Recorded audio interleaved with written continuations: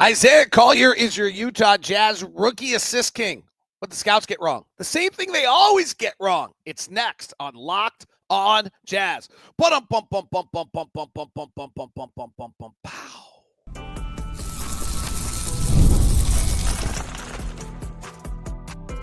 You are Locked on Jazz, your daily podcast on the Utah Jazz. Part of the Locked on Podcast Network. Your team every day. How are you? I'm David Locke, radio voice of the Utah Jazz, Jazz NBA insider. This is Locked on Jazz, your daily podcast on the Utah Jazz, giving you insight, expertise, geeky numbers, and hopefully making it way better to be a Jazz fan each and every day. Thank you so much for making Locked on Jazz your first listen of the day. We are free and available on all podcasting apps, as well as on YouTube. I really cannot thank you enough in a season of 60 losses for still being here, being a part of it, being with me each and every day. I appreciate it. Our relationship is real. I love it.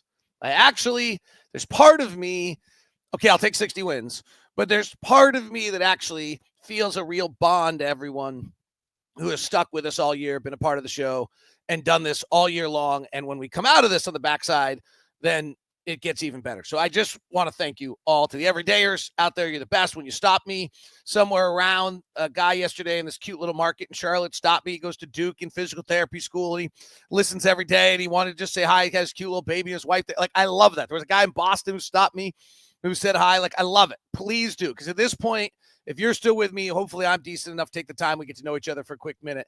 I really love it. So thank you very much. If you're at any of the final two home games, we do have stickers for you. So stop by, grab stickers, get your Locked on Jazz purple, the new purple logo, the whole deal. All right, here's what we got on today's program. Thank you so much for tuning in. On today's show, we are going to look at where we sit in the standings, because last night was frankly, a really big loss. So we'll talk about that. I have some interesting conversations about ball movement and how much better we looked last night and what goes on with that, and how offenses in the NBA are built, and then what actually happens to them in a game. Some insight on that. But we're going to start with Isaiah Collier, who set the Utah Jazz rookie assist record last night. Today's show is brought to you by Game Time. Get your tickets at Utah's Jazz, get your tickets to the Utah Jazz or whatever else you might want to with Game Time. Brought to you by Game Time. Download the Game Time app, create an account, use the code LOCKEDONNBA for $20 off your first purchase. Congratulations to Isaiah Collier. He has the most rookies by a Jazz player ever. There's a lot to this. First of all, it's a great accomplishment. He got a much bigger opportunity. He's not going to average 14.7 assists or whatever John did in his fourth year. He actually comps way better to Ricky Green. For those longtime Jazz fans, when John Stockton was a rookie, he only started 5 games his entire first year of his NBA career, because he at that time was sitting behind a fast, quick point guard named Ricky Green. Ricky Green was out of Chicago, went to high school in Chicago, went to the University of Michigan after transferring, was the 16th pick of the draft, and after 2 years in the NBA, he originally was drafted by the Warriors, and then he played in Detroit, and then he was out of the league. And then Frank Layden found him in 1980 and brought him back, and he was a bench player for a year, and then by 81, he was starting, and by 83, 84, he was an all-star. And Hot Rod Hundley referred to him as the quickest of them all. And he was 6 feet, 170 pounds, and he was lightning fast, and he couldn't shoot a lick. He was not a good outside shooter. He was a layup maker and a driver and a creator for other people. And he was the starter for the Utah Jazz up till the 1986-87 season. And that's when then John Stockton finally took over. But John Stockton, for the first 3 years of his career, which now seems almost laughable, sat behind Ricky Green on the bench. And so what's a little ironic here is that, and by the way, and then in John Stockton's first year as a starter, he finished 10th in MVP voting and averaged 13.8 assists. And then just so we can have a moment and remember how great John was, here are his assist numbers for the next 7 years. 13.8, 13.6, 14.5, 14.2, 13.7, 12, 12.6, 12.3, and 11.2. And so this is the last time we can put Isaiah Collier in the same sentence with John Stockton ever. But congratulations to Isaiah Collier. And the irony is that he actually is a better comp to Ricky Green, who is the reason why that rookie assist record was attainable, was because Ricky Green was starting in front of John Stockton. Here's what I think's most interesting about Isaiah Collier is what the scouts missed. And it's the same thing the scouts miss all the time. Scouts, in my opinion, do not miss weaknesses. They get caught on weaknesses, but they very rarely miss weaknesses. If you think of some of the biggest misses that we've seen in Jazz history, Carlos Boozer drafted in the second round, Paul Millsap second round, they didn't really miss on Carlos Boozer's weakness. The weakness of Carlos Boozer's was he was too small. He played with his feet, played onto the ground, didn't have a lot of elevation. What they missed on Carlos Boozer was his strengths, his incredible touch, his resiliency, his ability to use his body, his ability to score, his touch, all of those things. They missed his strengths. His weaknesses actually came out to be true whenever he played Pau Gasol and Andrew Bynum in the playoffs. And for Paul Millsap, I think the same was true. They underestimated his strengths, his incredible rebounding, his relentlessness, his willingness to learn, and some of those things. But at the time, frankly, he couldn't shoot, he couldn't handle, and he learned them. If you look at the biggest, I don't know on Nikola Jokic, frankly, like that's just a wild freak. But if you look at second round draft picks and late first round draft picks, and I think we're seeing the same thing with Kyle Filipowski, the consensus or the thing that happens here is that you miss on their strengths. The weaknesses on Isaiah Collier were he can't shoot. I mean, like, that's honestly it. He's not a good shooter.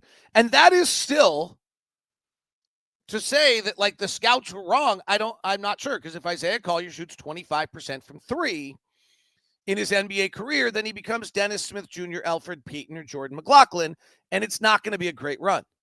What they did miss on, and the reason he went 29th when he shouldn't have gone 29th, was his strengths. And I said this, I will give myself a little credit. I frankly am catching a lot of my own misses recently where I'm seeing players like I kind of thought Nick Smith was going to be okay. And then I saw Nick Smith last night and I was like, wow, he is so skinny. How did I think he was going to be fine? So I miss plenty. But the one thing I said in the draft is that there were very few guys with super elite skills. Okay, so there was Zach Edey and Donovan Clingan with size as a skill. That's it, like call it a skill. And there was Reed Shepherd shooting. There was Ryan Dunn's defensive tenacity. And there was Isaiah Collier's speed and burst. Those were like the 5 elite skills of any player in this entire draft. Bambi we saw last night, Tejan Salon, maybe just his body. But fact is that there weren't players in this draft with with elite skill. Risha Shea is turning out to be the right number 1 pick. He just has a wide array of skills. And maybe Alex Sarr is going to turn this thing around too. But nonetheless, what the scouts missed on Isaiah Collier was how incredibly fast he is. Really what a remarkable athlete he is. He has changed the way he finishes at the rim. I'm going to try to see if I can get some data on it today for tomorrow's show. But he is now using the reverse side rim finish to be able to overcome his lack of size and adjust. When he's so used to being bigger, stronger, getting over the top of people and doing that, when he started doing the NBA, he just got stuffed every time. Now you watch him, he comes, changes his angle, and gets reverse side, but his body control to be able to do that is elite. His first step is elite. His speed coast to coast is elite. His vision and being able to see players and plays develop is elite. His weaknesses are still there, but they underestimated his strengths. That's the story so often in the NBA draft, is they underestimate the strengths. Yeah, and I said this during the draft process. If you go back and listen to old Locked On Jazz, search, don't do this. Why would you do that? Just trust me. I literally said about Isaiah Collier, you've got to get out of your head the 3 ball off the side of the glass. Now, he has stopped doing that, frankly. His threes are much closer, which is a great sign. But he literally used to shoot threes and they go off the side of the glass at USC. He would miss the basket entirely. And it was hard not to be like, oh my gosh, and have that as your only memory. And I think that's what happens. I think the same thing might have happened with Kyle Filipowski. His weakness defensively is tremendous. Honestly, last 5 minutes, it was on display. His offensive skills are way better than anyone realized. His ability, what Mike Williams and Andrew Warren have done with Will Hardy to turn him into a shooter, fabulous. His ability and strength around the basket is better than anyone realized. His touch and his ability to play in different realms, both 4 of the 5 offensively, is better than anyone realized. His weakness is real. And in all fairness to both Isaiah Collier and Kyle Filipowski, those weaknesses still could derail their careers, in which case those scouts are right. But where scouts miss is they underestimate the strengths. And they underestimated the strengths of Isaiah Collier. They did underestimate the strengths of Kyle Filipowski. And the strengths of Isaiah Collier are electrifying speed, pass-first mentality, athleticism that allows him to adjust and adapt. It's pretty great. There's a lot of really good teaching things going on with the Utah Jazz this year, by the way. All right. Basketball junkies. I think this next conversation is really, really interesting. I hope you do too. It's on Locked On Jazz. Today's edition of Locked On Jazz is brought to you by Murdoch Hyundai. I just smile when I say Murdoch Hyundai because why? The Hyundai family has been so good to us. We've bought 3 of them. The Murdochs have been amazing. We've bought 2 Santa Fe's and an Ioniq. The new Santa Fe, I'm driving right now. It's awesome. I hope Blake doesn't mind, but my son took it to Sun Valley this last weekend. And because our other 2 cars are electric and he drove it up there, so I hope Blake doesn't mind. And he came back and was like, Dad, that car is fabulous, which was really, I think, a way for a college senior to say, hey, Dad, my Santa Fe is getting old, and this one's really great. I don't know if that really was what he was saying. I think he was legitimately just saying that car was great. Really drives well, holds fabulously, gives you a feeling of command. It's the brand new Santa Fe. I'm driving right now, and I'm loving it. If you're looking for a car right now, I suggest you look at a Hyundai because they have all the bells, all the whistles for the prices. Yes, you've heard me say bells and whistles that many times, so we put that in the comments zone. And you get the Murdoch guarantee of no regrets. Email me at dlock09@gmail.com. That's dlock09@gmail.com so we can get you your VIP experience at Murdoch Hyundai. Today's show is also brought to you by Monarch Money. When was the last time, or how many times, have you looked at your bank account and said, where'd all my money go? Between dining out, online shopping, entertainment, it's easy to lose track. 8 million subscriptions, whatever it might be. That's where Monarch Money comes in, your personal CFO, giving you full visibility and control to your finances. Monarch Money isn't a budgeting app. It's a complete financial command center. You can track all your accounts, investments, spending in one place, so you just stop just managing your money and start building wealth. You get surprising insights. It's been interesting to us. And looking at some things that maybe we weren't totally aware of. The amount of money I spent skiing I knew perfectly well, but it's still there. All in one convenience, juggling multiple apps. You can use Monarch Money to do your finances, track spending all year long term, plus easy collaboration with your partner. Take control of your finances with Monarch Money. Use the code LOCKEDONNBA at monarchmoney.com for 50% off your first year. That's monarchmoney.com, code LOCKEDONNBA. Half off your first year at monarchmoney.com with the code LOCKEDONNBA.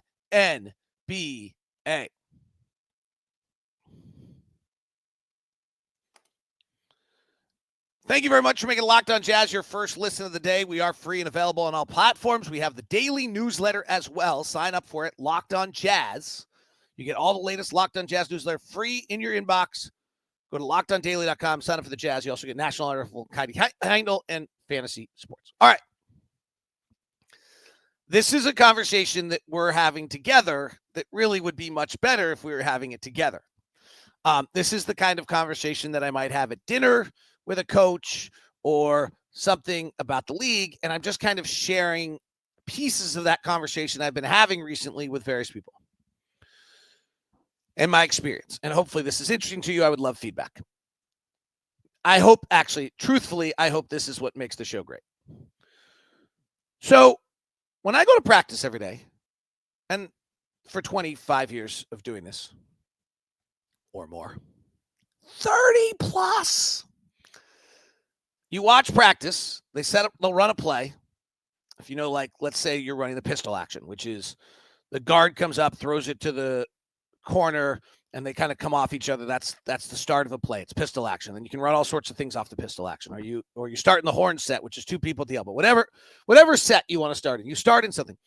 And every play that coaches build in this league, or good ones, the Will Hardys, the Quinn Snyders, the Mike Budenholzers of the league, every play that most of them build have a ton of actions. Rick Carlisle, a bunch of years, brought in false action first and kind of changed the league by running a bunch of false action before plays to get people moving. Mark Dagnall right now is running a lot of basic isolation, but he runs a ton of movement beforehand to get people in position. Okay. So they all have their various things. But so when you go through this play, right, and it can be like so-and-so passes. I'm trying not to use names, but right, Collier passes to Juzang. Juzang then brings it up, swings the top at Flip. Flip rotates to the wing, to the left side, and it's all playing off actions. And certain things are supposed to be there. And then if they're not there, there's always a counter of what you're supposed to do. And the reason we're talking about this today is last night the Jazz did it. I thought the last night was the best night all season long of the Utah Jazz, and Ron Boone specifically thought of Keyonte George, of actually running a play, having the first or second option not happen, continue through to the second side and get the third option along the way. And what's interesting about this is almost universally in a lot of these offenses, the minute you see a guard back up and call for a screen, he's busted the offense. Not all of them, but a lot of them. In a lot of those circumstances, when you see a guard back up, play starts, goes around, suddenly, never mind, and calls for screen. And it happens most often when you're playing switching defenses. I'd have to think Charlotte might not have switched as much last night with Yusuf Nurkic and Mark Williams, and that might have allowed the Jazz to play their stuff. And Charlotte's not as good a defensive team, so the Jazz were able to run their actions better than they will against Houston, who's going to switch and be physical and foul the hell out of you the whole time. Houston set every record in the league on fouls. So it might have a lot been opponent-based. But when you see that back out, that's a little bit of somebody saying it's my turn. And to be perfectly honest, what jumped out to me last night watching the Jazz was Isaiah doesn't do that a lot. Keyonte doesn't do that a lot last night. He does do it a lot when he's playing with Colin, who does it a lot. And he does do it a lot when he plays with Jordan, who does it a lot. And I wondered if you literally just saw last night, and I don't want to take it too far, the old concept of like, well, he took his turn last time, so I'm going to take my turn. Then he takes his turn, and then the whole thing dissolves. And on a young team, that's probably obvious. The biggest thing, Ron Boone's point last night on Keyonte, was he got 20 shots. So they played the system all night last night. And he still got 20 shots. There weren't a lot of guys who could take shots last night. We don't have many guys who can shoot right now.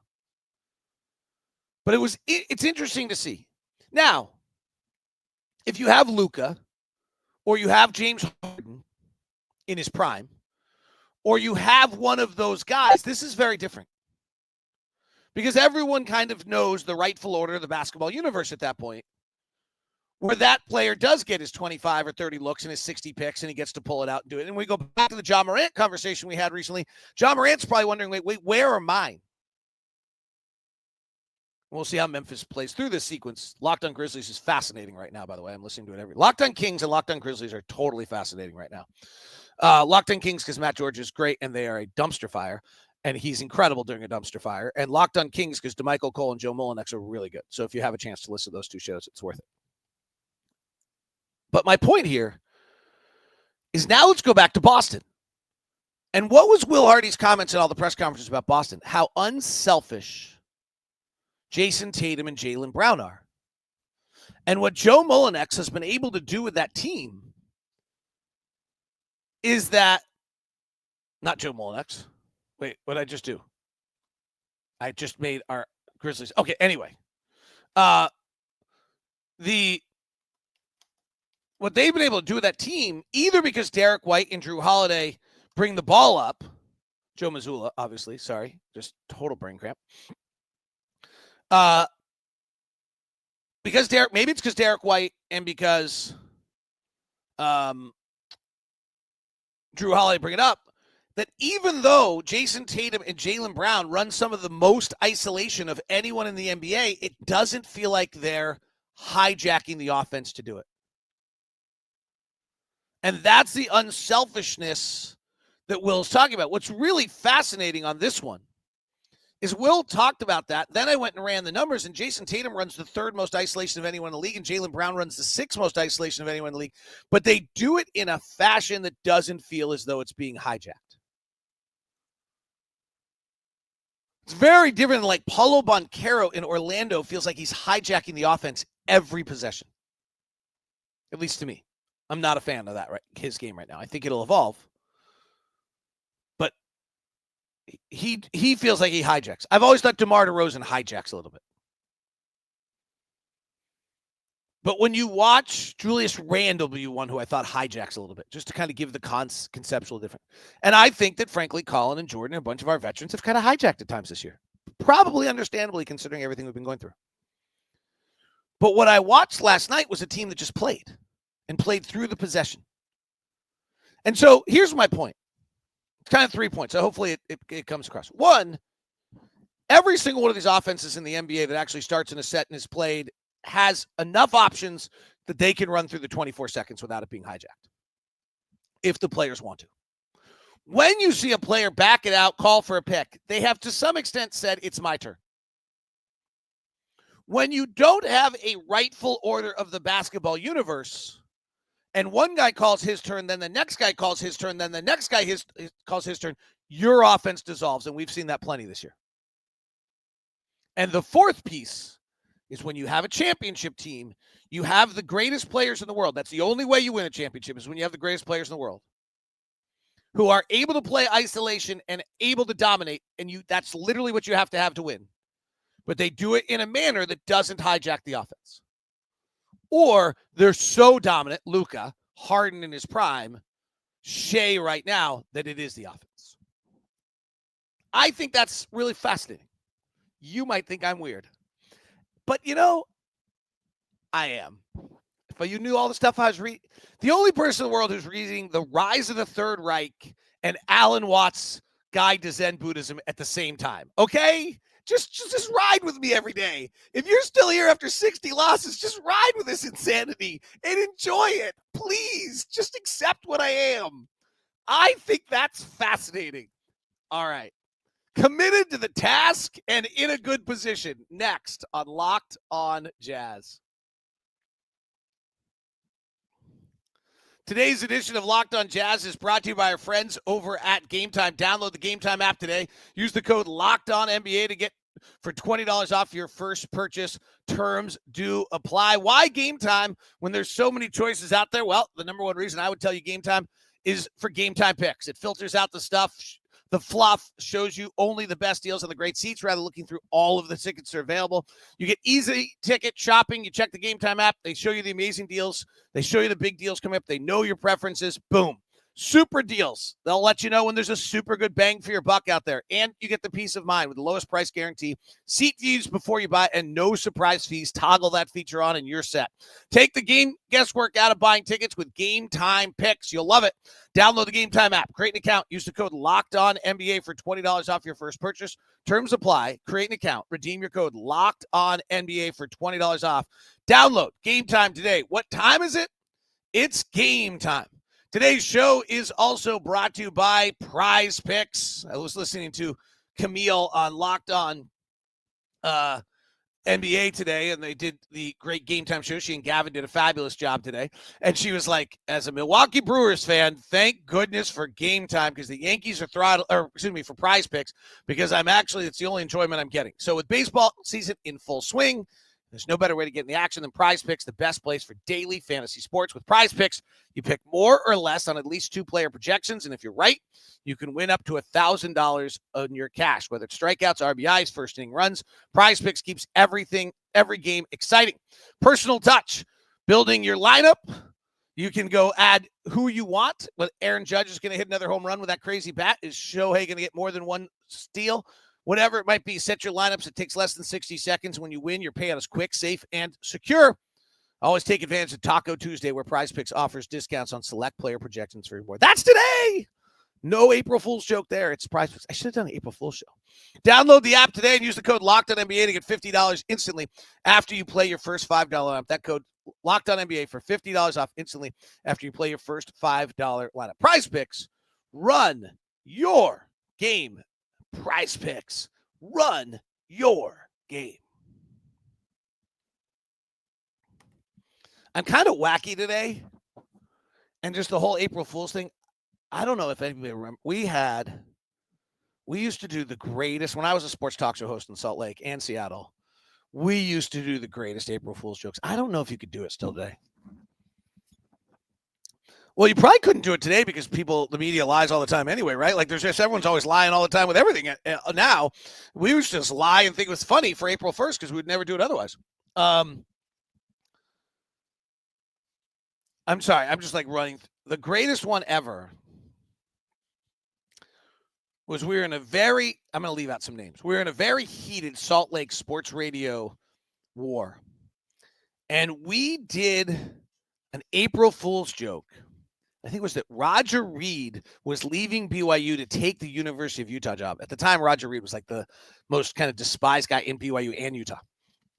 And we literally got like everybody involved to talk about it. Like, I mean, I even think we had like Chris Hill, Dr. Chris Hill saying like no comment. And we did a bunch of interviews. And I think we used Timmy Lacombe at doing a Rick Majerus impression. I don't know if you could still do this. And we took it to the nth degree. And the competing station started reporting it as a true story without checking their sources. And we had to like literally call them. We were good friends and say, hey, it's a fake. And we had to pull it. It's pretty epic. The other one we did, like some of these things actually have turned out to be true. We did a great one. I think this was in Seattle about a made up story about a dad who wouldn't let his Little League son play on the 11-year-old Little League team because the sponsor, which was a local pizza joint, didn't use high enough quality cheese and pepperoni to exemplify the appropriate type of brand that his son should be involved with. I think that's the level we went to. And we had people come on as the fake pizza owner and the dad. And Ian Furness was the dad, and John Lund was somebody else. And I think Kevin Graham was involved. They were super fun. All right.